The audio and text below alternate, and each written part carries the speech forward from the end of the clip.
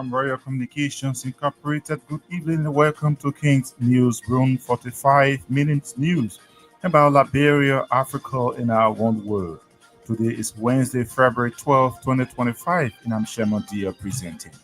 In the headlines, 457 government officials suspended for failure to declare their assets. Executive Mansion names Liberia Broadcasting System Director General, Health Minister, Education Minister, and several others as non-compliant officials. Ruling Unity Party Vice Chair for Administration, Senator Daba Vapala, and key UP officials visit Liberia Anti-Corruption Commission following the Commission's rapid invites of alleged corrupt government officials. And also in the news tonight, violent bamboo attacks citizens in Mandina, Grand Cape Mount County, leaving women and children injured as Mandina Town Chief calls for government prompt action. Away from Liberia, a paramilitary force in Sudan has stormed the country's largest displacement camp, looting and setting fire to the market and several homes, a local refugee group has said. A pause in U.S. foreign aid has severely impacted humanitarian efforts in conflict-hit Democratic Republic of Congo, a senior UN official in the country has said. These plus the news bulletin, voices of the newsmakers at our package. We'll take a break to be right back.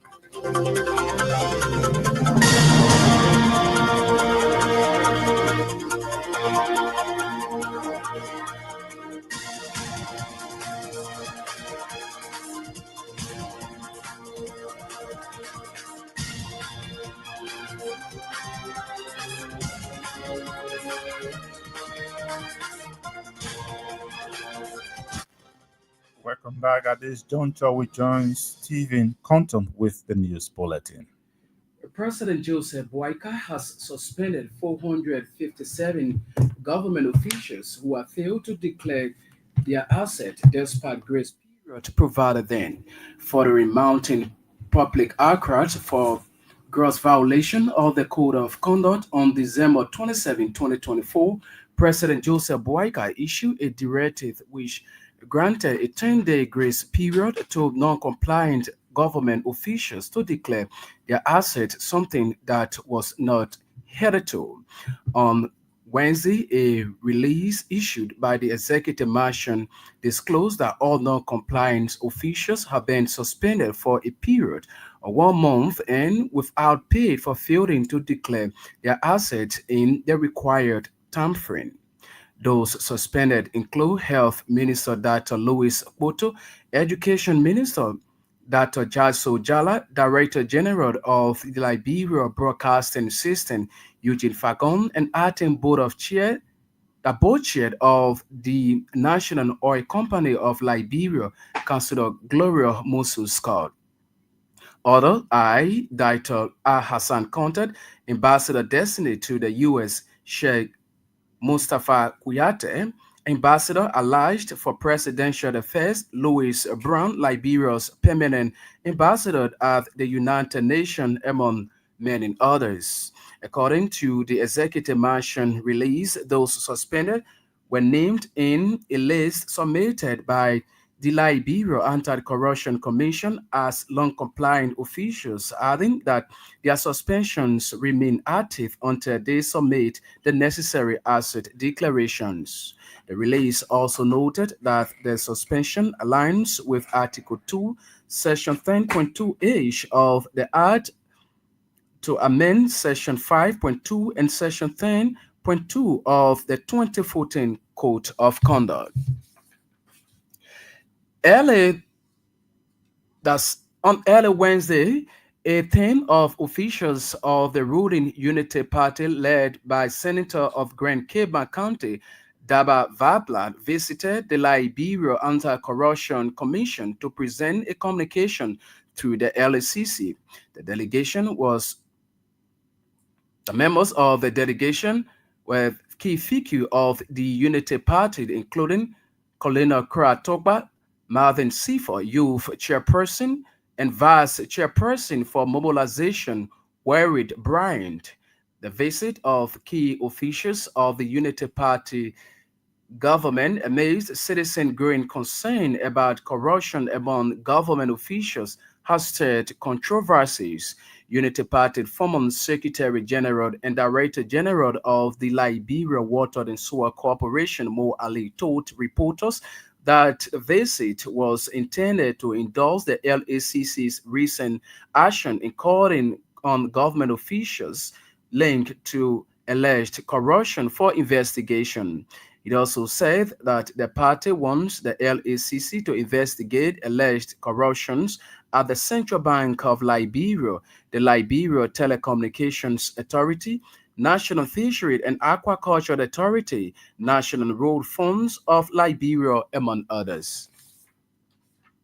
Residents of Mandina community in Grand Cape County are calling on government to put in place measures that will save the community attacked by a hostile bamboo. According to reports, several residents, including women and children, have been attacked by the violent bamboo, leaving them critically wounded. A town chief expressed his frustration, pointing out the community is tired of the constant attack by the animal. According to him, the elders have already instructed the men and youth to launch a hunt to capture and kill the bamboo to prevent its attack on citizens. He further disclosed that the town have made the decision due to government alleged failure to address the situation after calls being made. The violent bamboo attack has left residents deeply troubled, with many calling for a measured and proper approach to the situation. The General Services Agency is said to take custom of two vehicles purchased by the suspended chief executive officer of NOCA, which is being parked at the Liberia Anti-Corruption Commission compound. The vehicles were initially taken by suspended NOCA boss Rosalind Swakoko Dennis, along with her lawyer and LACC investigators, with the plan to park them at NOCA headquarters. However, they were instead diverted to a law firm before being returned to the LACC. The LACC is expected to hand over the vehicles to the GSA for safekeeping as investigation continues. Chief Justice Sianen Yo has appointed resident judge of the First Judicial Circuit Criminal Court Roosevelt Wade to preside over the case involving former Finance Minister Samuel Tuer and others.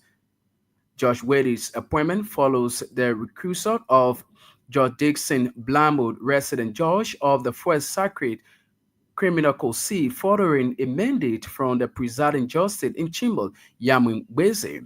The case involved the Republic of Liberia through the Ministry of Justice and the Liberia Anti-Corruption Commission versus former Finance Minister Samuel Tuer and others. Former Minister Tuer, former Solicitor General Counsel Yanti Tuan, former FIA boss Stanley Ford, and three others were charged with economic sabotage, misuse of public money or record, theft or illegal disbursement and expenditure of public money, section, and criminal conspiracy. Chief Justice Yard Communication to Judge Wade instructs him to preside over the case at the First Judicial Circuit Criminal Court and Criminal Code C for the sole purpose of hearing and making determination in the 12th and other case. It can be recalled on January 25, 2025, Supreme Court Justice in Chimbo Yamin Bwezi ordered the recusal of Criminal Code C resident Judge Blamo Dixon from presiding over the high-profile criminal case involving ex-officials of government. The Liberia Electricity Corporation has officially commissioned the country's energy efficiency and access project in Magibi County. Speaking during the commissioning ceremony Wednesday in Magibi County, Vice President Jeremiah Kuhn described the energy sector as a crucial area that enhances economic growth, among other things. He emphasized the need for the sustainability of electricity across the country and further outlined government's plan in addressing the ongoing electricity crisis. It also acknowledged that the existing electricity outrage has hindering economic health and social activities as well as government functions across the country. Yet at the same time, lauded international partners' effort towards the country's energy sufficiency, the efficiency and access project, and urged the Liberia Electricity Corporation to ensure full implementation. The energy efficiency and access project was recently announced by the Liberian government to expand electricity service to 70% of the population of Monrovia and 35% of the population nationwide by 2030. Information Minister Jeremy Pia has called for citizens' collective effort in transforming the current look of Monrovia and its environment. Speaking Wednesday during the Monrovia Day celebration, Pia described Monrovia as an embodiment of Liberia's resilient shared history and a place of refuge, growth, and transformation. According to him, the government is working out modalities to modernize and transform Monrovia into an urban hub with economic sustainability. Minister Pierre further acknowledged pressing challenges of waste management, urban congestion, inadequate infrastructure, and safety concerns. Yet at the same time, assured that there are plans being put in place to address the issues that worsening and increasing poor waste management in Monrovia and its environs. Also speaking, Monrovia City Major John Siafa emphasized the importance of the gathering, noting that it symbolizes Liberia's collective goal to lift Monrovia in showcasing its value. He vowed to transform Monrovia into a city that will attract investment, tourism, and embrace innovation solutions for sustainable urban development. Still with more developments, there were food program and the Food and Agriculture Organization have reportedly notified the Ministry of Agriculture that they can no longer fund three projects valued over 18 million United States dollars due to President Donald Trump's directive putting temporary halt to all programs funded by the United Nations Agency for International Development. Last week, U.S. President Donald Trump placed a halt on all foreign assistance worldwide until a complete review of the fundings of all USAID sponsored programs. Speaking in an interview on a local radio in Monrovia, Agriculture Minister Alexander noted disclosed that the ministry has already lost 18 million United States dollars for the three projects this year. According to the agriculture minister, there is a need to ensure fundings through other means like the African Development Bank and concession companies to invest in the agricultural sector of Liberia. Minister noted is also encouraging non-governmental organizations in the agricultural sector to bring exploring the possibility of contacting other international non-governmental organizations for assistance to continue the projects. And a group under the Baton intellectual class of District Number 8 is calling for the immediate release of its chairperson, Maxine Tappet, who has reportedly spent 6 nights at the Monrovia Central Prison. Tappet was arrested following a raid of arrest issued by the West Point Magisterial Court due to a complaint filed by against him by District 8 Representative Prince Todd, accusing him of making threatening remarks. Speaking in an interview Wednesday, the group's Secretary General Chris Clotet described Representative Todd's action against Tappet as politically motivated. He argued that the District 8 lawmakers' action are aimed at silencing the voices of young people in the district, particularly on national issues. He urged civil society organizations, the media, and the government to intervene in the matter, claiming that Tapet's rights are being violated by both the court and Representative Tor. Clotet further alleged that lawyers representing Tappet have been denied the opportunity to post bail on several occasions, which he considered as total violation of Tappet's right. Well, it's back to you, Shaman, for the continuation of the news program. Stephen Compton with the news bulletin. The news bulletin is a regular feature on King's Newsroom. A reminder you're listening to King's Newsroom 45 minutes news about Liberia, Africa, and our one world. Stories we following tonight: 457 government officials suspended for failure to declare their assets. Executive Marshal names Liberia Broadcasting System Director General, Health Minister, Education Minister, and several others as non compliant officials.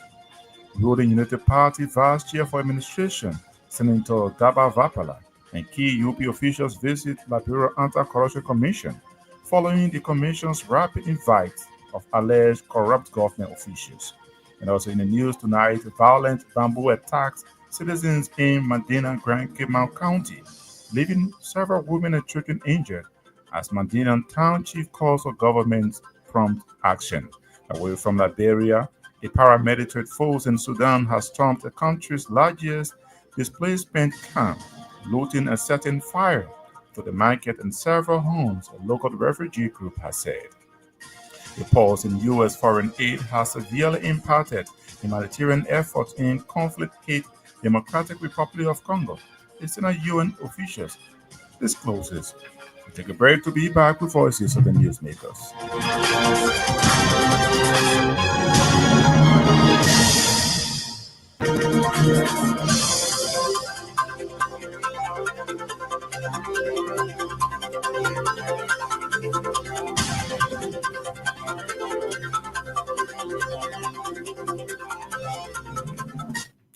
Welcome back and thanks for being there. On early Wednesday, a team of officials from the ruling Unity Party, led by Senator Frankie Mount Dabar Vepala, visited the Liberia Anti-Corruption Commission to present a communication to the LACC. The delegation was comprised of key Unity Party figures, including Colonel Kratokba, Mervyn Sivers Youth Chairperson, and Vice Chairperson for Mobilization, Worry Bryant. Unity Party former Secretary General and Director General of the Liberia Water and Sewer Corporation, Mo Ali, told reporters that their visit was intended to endorse LACC's recent actions in calling officials of government linked to alleged corruption for investigation. The Unity Party, the acting chair, Senator Daba Vabla, asked her to escort her. The party brought a communication to the LACC. They will be issuing the release. I think it's just first commending the LACC for their work and then asking the LACC to take siege of several GSC audit reports. The central bank audit report, the LTA, and other audit reports. So that's why we escorted the vice chair. Firstly, we must admit the response from the LACC executive chair, Councillor Alexandra Zoe, was very, very encouraging. She told us already that they are working on some of these things, and now that the party has made a formal representation and we stand willing to cooperate with the LACC, they are going to, in fact, now begin to look into the CBO thing.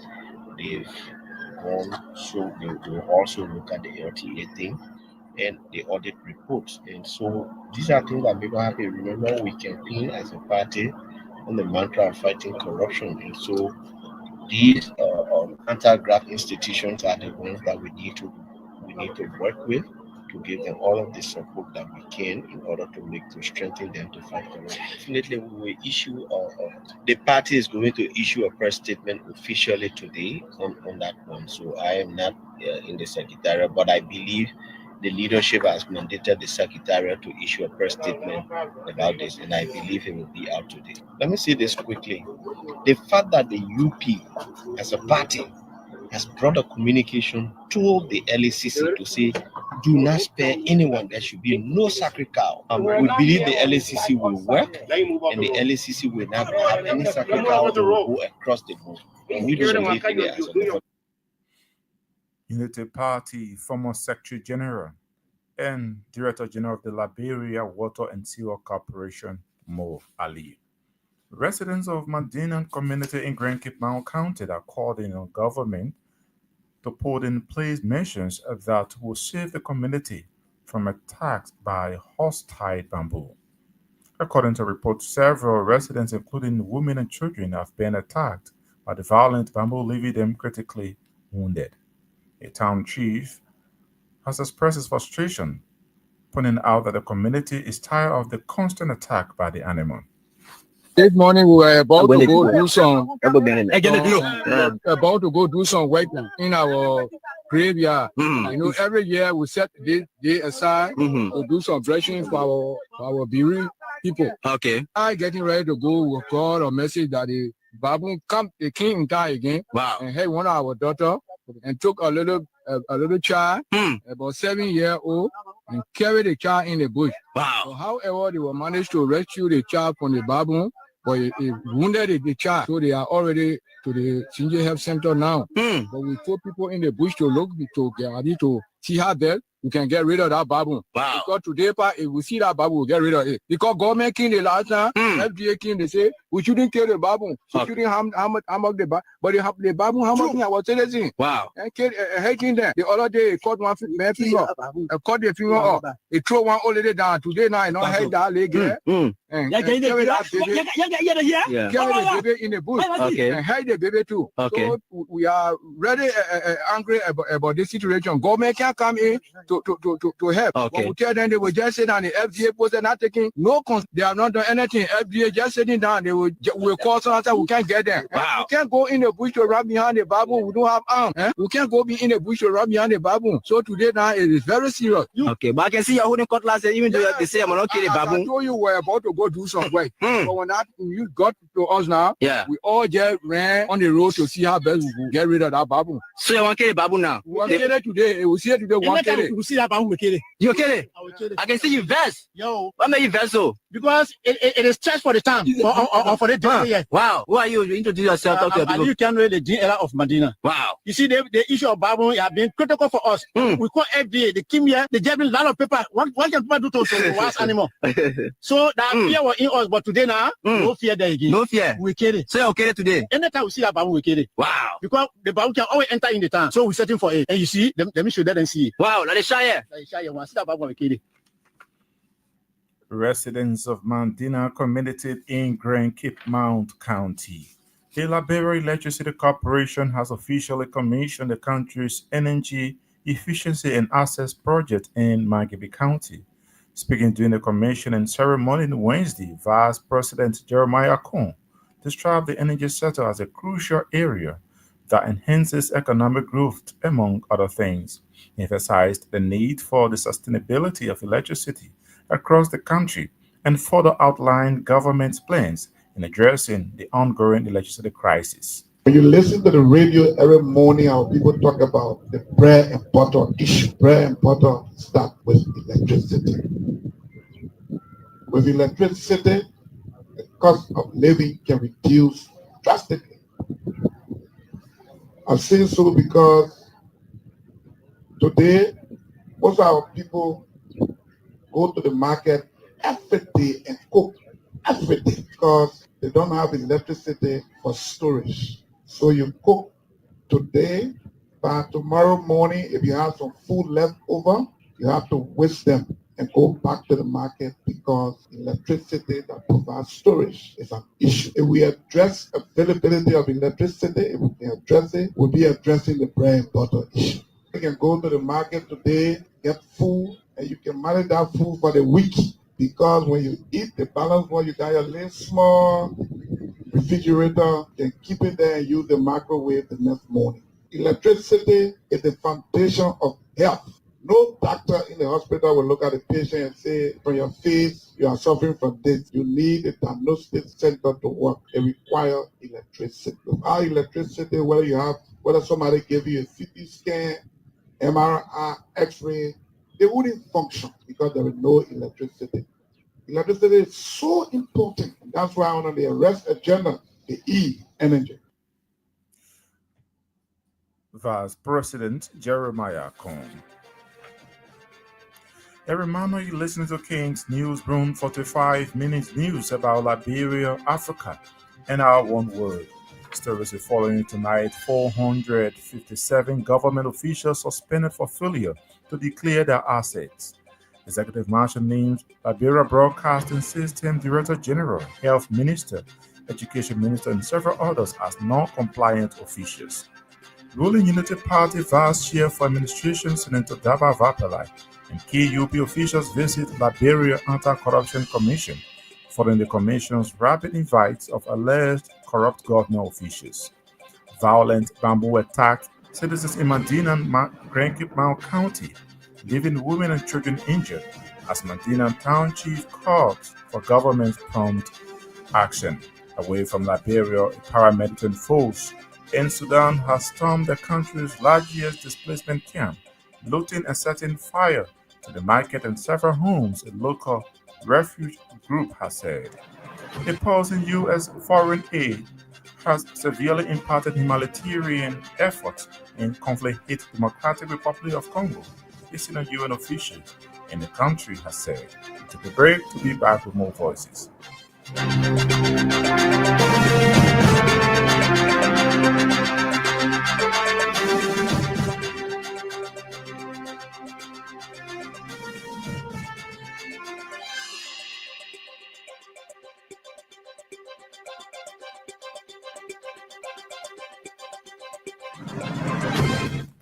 Welcome back and thanks for being there. Information Minister Geraldine McPeer has called for citizens' collective efforts in transforming the current look of Monrovia and its environment. Speaking Wednesday, during the Monrovia Day celebration, Pia described Monrovia as an embodiment of Liberia's resilience, shared history, and a place of refuge, growth, and transformation. According to him, the government is working out modalities to modernize and transform Monrovia into an urban hub with economic stability. Monrovia is more than our capital. It is a center for our historical heritage and a city that embodies our resilience and collective aspirations. For generations, Monrovia has been a place of refuge, growth, and transformation. A city where dreams have been built and destinies shaped.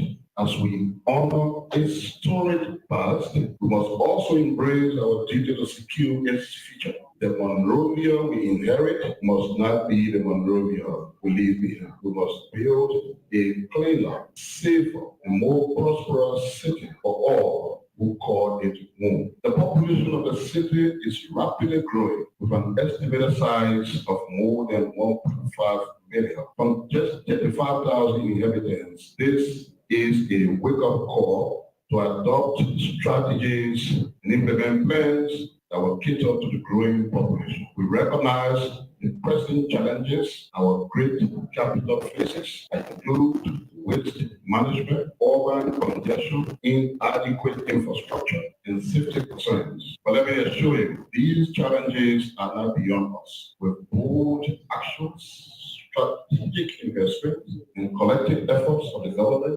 businesses, and the community, we can overcome them. Honor my administration and with the steadfast commitment of the Monrovia City Corporation, we are working tirelessly to modernize and transform this great city into a thriving urban hub, one that is well planned, environmentally sustainable, and economically vibrant in line with our new national development agenda, the AARD.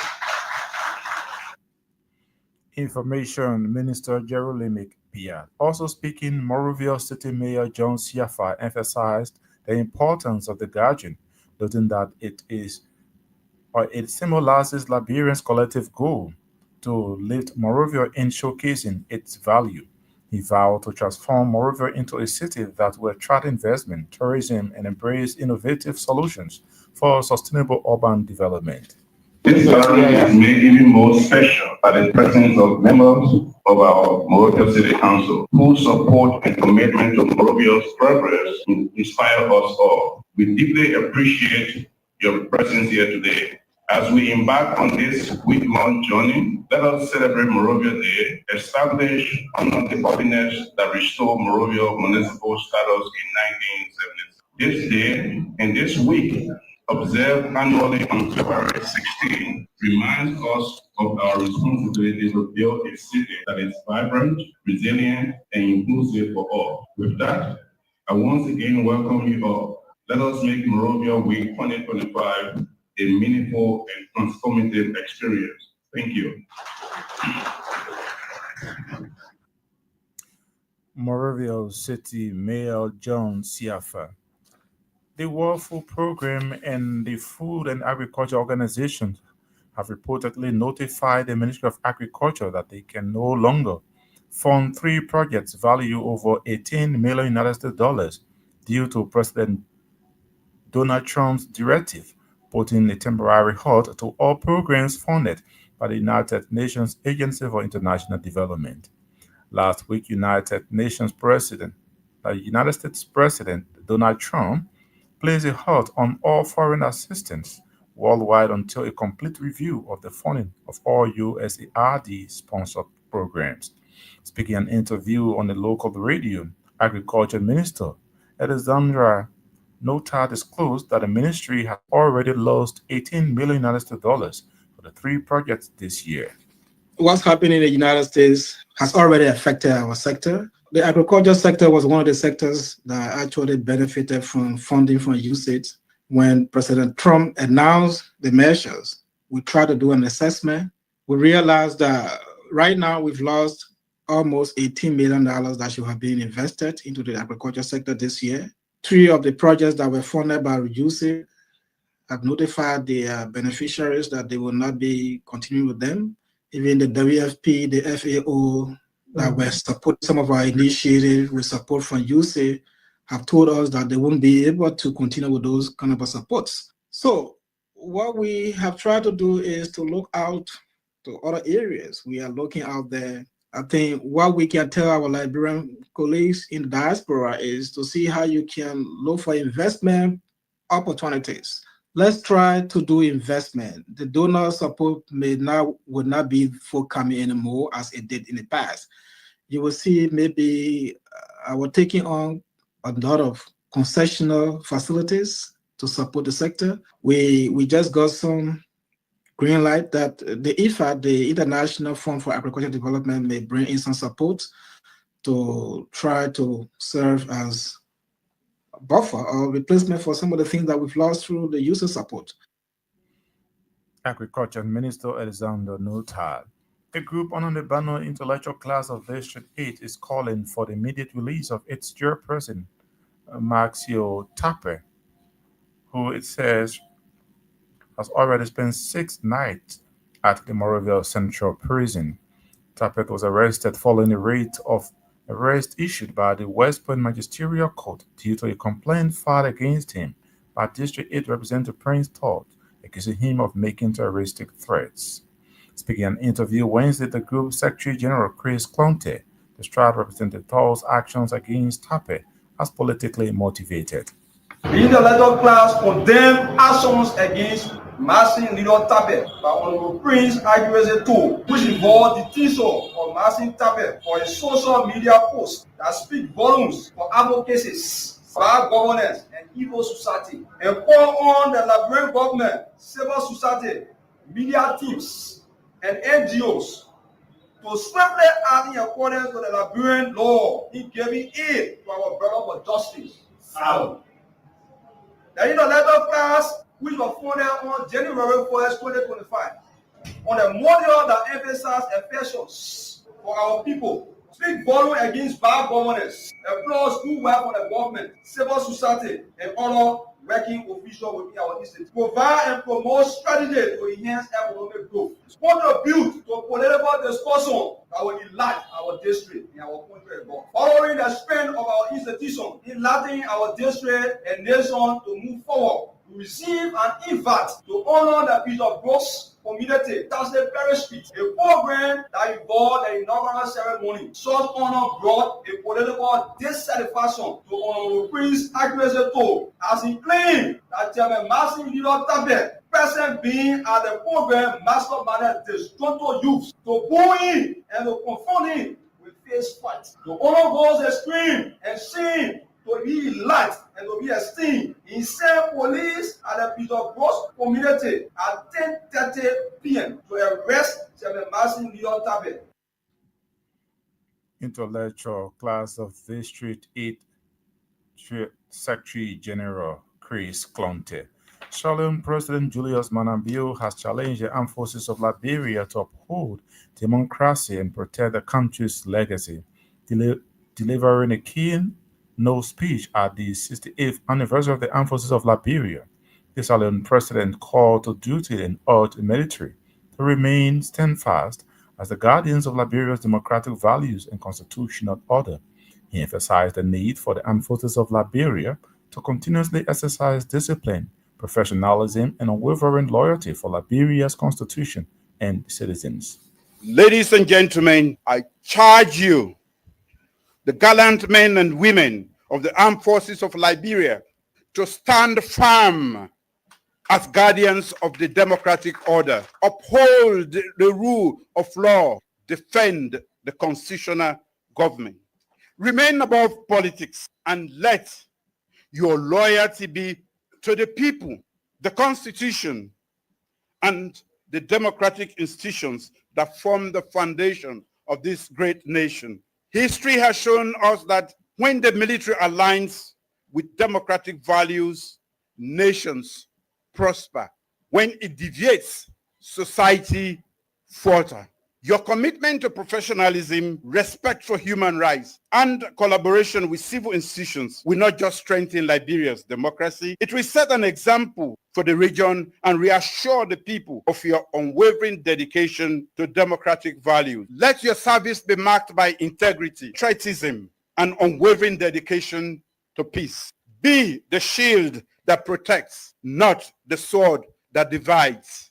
Be the force that ensures stability, not the one that undermines it. Comrades, the people of Liberia look to you with trust. The region looks to you with expectation, and history will remember you for your steadfastness in upholding the principles of peace, justice, and democracy. Salian President Julius Maada. In a related development, Minister of National Defense Brigadier General Geraldine George underscored the significance of Armed Forces Day, emphasizing that the day offers an invaluable opportunity to reflect on the remarkable achievements of the Armed Forces of Liberia, assess current challenges, and look ahead to the future possibilities for the country's defense sector. Minister George expressed deep gratitude for the tireless contributions of the AFL, while acknowledging the ongoing challenges that remain. Opportunity for us to reflect on the noble achievement of the Armed Forces of Liberia, assess our challenges we face, and look forward to the possibilities ahead of us. Armed Forces Day is a moment to recognize the tireless contribution of our soldiers, sailors, and airmen who dedicate their lives to protecting our nations and contributing to peace and security both at home and abroad. On this note, I congratulate you, our men and women in uniform, for your huge sacrifices made in safeguarding humanity over the years. Your Excellency, today's celebration holds a special significance not only to me, but also to the men and women of the Armed Forces of Liberia in more than one ways. Today marks both the 68th anniversary of the Armed Forces of Liberia and the second armed forces under this administration covering the period 2024-2025. I remain extremely grateful for the opportunity to serve as the Minister of Defense and to lead this strategic endeavor. Your immense support has been instrumental in advancing the Ministry of National Defense and the AFL, enabling us to enhance our capacity and to execute our tasks efficiently both locally and internationally. Your Excellency, kindly permit me to briefly report on some of the ministry's key activities and the progress of the armed forces of Liberia. Reflection on our achievement. Your Excellency, the unwavering support of the government of Liberia and our international partners, coupled with your consistent vision and intent to improve the living and working conditions of our men and women in arms, Defense Minister Brigadier General Geraldine George. Away from Liberia, a paramilitary force in Sudan has stormed the country's largest displacement camp, looting and setting fire to the market and several homes, a local refugee group has said.